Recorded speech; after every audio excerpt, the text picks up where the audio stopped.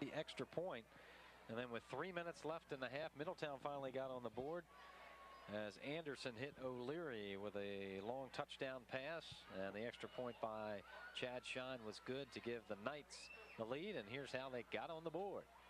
And this was a very well thrown ball by Anderson and a nice catch by Jack O'Leary. He got a lot of distance between himself and the defender into the end zone, and that's the difference in the game. Shine's extra point, I guess, technically is the difference. Interesting first half of play, Jeff, because we thought Thomas Johnson might be the team that does most of the damage through the air. Turns out it's Middletown who's really enjoyed the success throwing the football this evening. And TJ, again, as they do year in, year out, more effective, at least in the first two periods, running the football, although Robert Staley did show a fine arm on more than one occasion in this different type of more open attack that TJ is employing this season. TJ had 2 turnovers in the first half, and each team was plagued by some costly penalties that kind of slowed down the offenses. But in the second half, do you expect some more points? Because it seemed like near the end of the half, both teams really started to get that offense in gear with the balanced attacks. Yeah, I wouldn't be surprised, although I still believe that it's awfully tough. You know, I think defenses win games more often than not, and both these two teams have shown, as they do usually every year, a very, very strong and stingy defense. So it could be one of those turnovers that you mentioned, or, you know, some continued penalty problems that may play into the outcome of this game. And right now, that missed extra point is looming pretty large on the scoreboard as Middletown has the 7-6 lead. There's Robert Staley, number 12 of TJ. He had a bulk of the total offense for TJ, running the ball from the quarterback position. He had the only touchdown so far. So Staley will probably be a key player here in the second half as well, as TJ has opened it up a little bit with the pass this season with the new offense. So the captains head back out on the field. There's Travis Patterson, number 11, and Jimmy Malia in the middle. And Patterson had a big catch that helped to lead to the Thomas Johnson touchdown. He had about a 30-yard reception. Yeah, it was a very nice catch by Travis. He made a nice adjustment on the football, and Robert, you know, got it to him.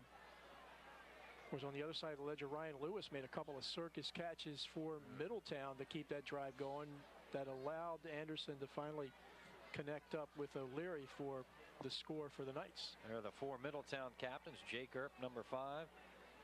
Ryan Fritz, number 44, and 66 and 67 are George Lane and Chris Cook, respectively. And I don't know, DJ Costello, what was he, the bodyguard behind the 4? Yeah, well, that's how he came out in the opening of the game. He kind of loomed behind the 4. So I don't know if we ever get a chance to talk to DJ, or maybe we can ask Coach Tim this week when he stops in to do sidelines why DJ lays back there. But see Coach Ambrose there, year number 27, 210-61 coming into this season. Playoffs the last 5 years.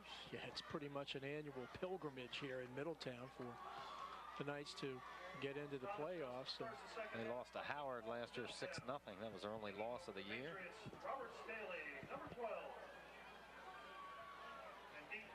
So Robert Staley has it teed up to kick it to the Knights. O'Leary's back deep. Sean and Costello also back for Middletown to return the kick. 7-6, the Knights lead the Patriots.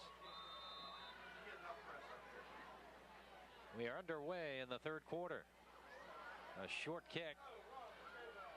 Harshman. Oh. And nowhere to go for Harshman. Oh. 34 on the return, taken down by 77. Brandon Meyer, a 6'2", 225-pound junior. Brandon, you keep making plays like that, son. I think you're going to get some more PT. Yeah, step over. I'm trying to break that chain there rather than step over. Watch this hit right here. Leveled by Brandon Meyer. Wow, big time hit. So the ball marked at the 36.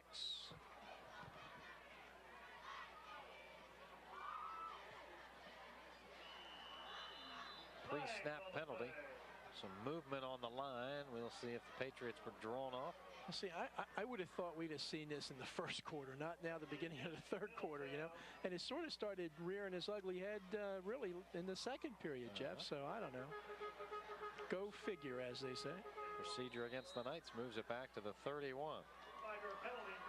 So the officials were up here talking to the guys in the press box that do the clock, and the PA announcer here. They do a wonderful job in Middletown, and they were saying, hey, you know, we got to get our legs back under us, the guys in the press box. And the official was saying, well, that's why we do the scrimmages, you know, so that we can get accustomed to the game and sort of get back into it after being off for a year. DJ Costello, the bruising running back. Stopped by Nick Reese, Mike Day,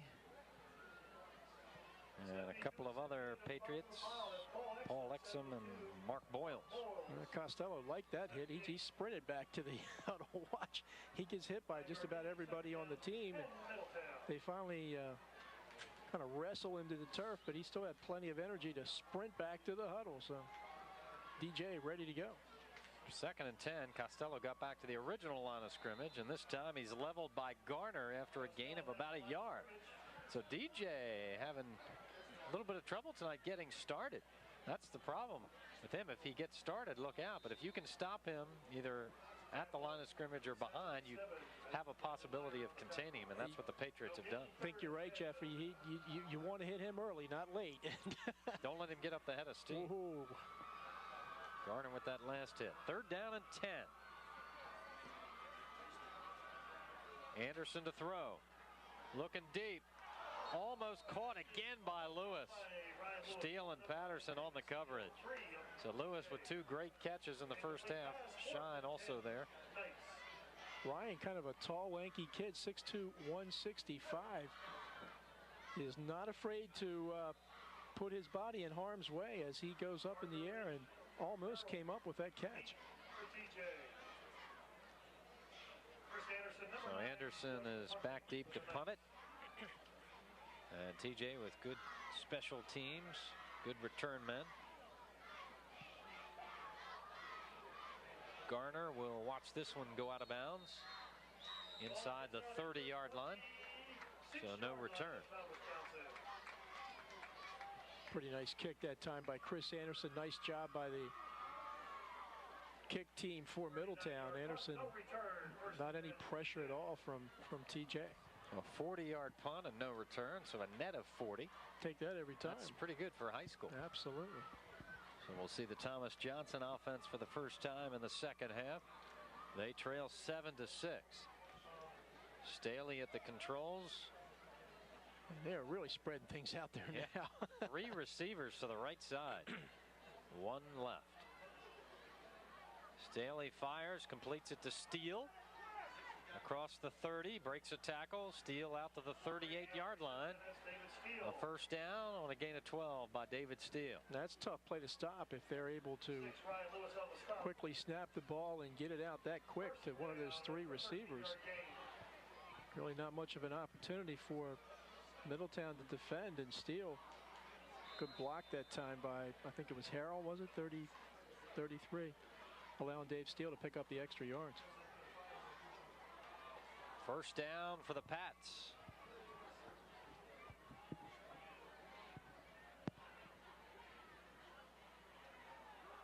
Staley evades a would-be tackler. There goes Staley across midfield and run out of bounds at the 45-yard line. So Staley with a gain of 17 before Lewis stopped him. Boy, Robert Staley has just been doing that all night long.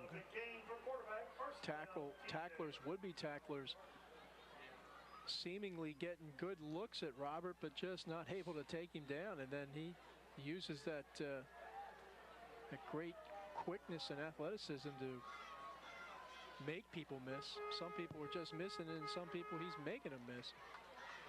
The ball resting just inside the Middletown 45.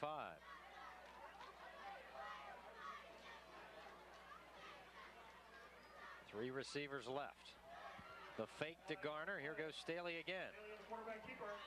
And Shine doubled up with Brooks Moser to make the tackle, but Staley again with a pretty good gain and another penalty marker down. And I'd guess that's going to be holding, and that's coming back, and that has been both Tim Ambrose and Ben Wright will not be happy when they look at the game films of all these holding penalties that have occurred here this evening.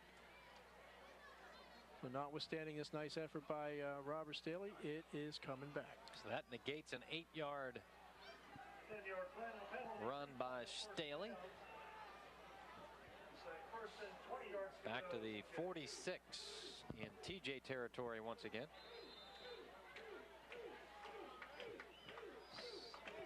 First and 20 for the Patriots. Well, there's an old saying in football that most games are lost, not won. Okay, they're lost because of mistakes and turnovers and penalties. Yeah, and it's starting to mount up here this evening. Oh, nice play. Staley taken down. Cook with a stop. A loss of a yard. Good effort by Chris that time. Once again, Staley has been a difficult guy to bring down all night long, but Chris Cook doing a good job that time. Number 67 there in your picture. Chris, a senior, 5'11", 210. Continues the tradition of solid defensive players here in Middletown.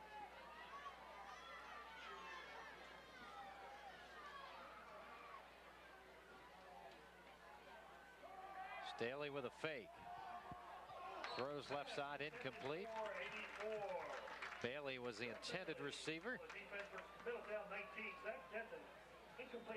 So it'll be third down and long. Pretty good coverage that time by Denton, and Staley kind of aired it out that time, throwing a rifle shot. Bailey not able to make the catch, but credit that guy there in your picture, number 19, Zach Denton. He's one of the keys to the defense this year as they return their two cornerbacks, Denton and Earp. They lost 3 all-league linebackers, however. But that Middletown D will still be good. 5 shutouts a year ago. Third down, 20. Staley setting up the screen. And the ball is dropped by Steele, incomplete. It'll set up fourth down and a punting situation for the Patriots. Now you see that the importance of the penalty, because what TJ would have been 2nd and 2 from inside Middletown territory, and they end up having to go 4th and about 8, and they're going to punt the ball from their 45. So that was all because of that costly holding penalty. High snap. Staley with a line drive boot. Harshman from the 16 evades a would-be tackler. Harshman taken out of bounds at the 30-yard line by Bailey and John Ford. A good run by Shine. This kid Shine has shined, as you pointed earlier this evening, Jeff. This evening he's ran back a couple of kicks, nice, and a couple of runs, and of course has the difference in this game tonight with his point after. 7-6 Middletown lead. It's a good play that time by 32 Jack O'Leary, because if he had tried to throw a block, I think he very well could have been called for clipping.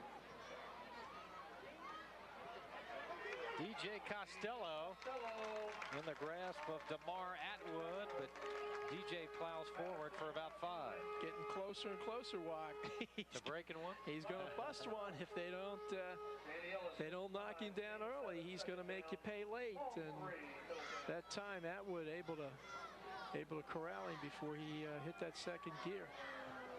Costello credited with a 6-yard run to make it 2nd and 4.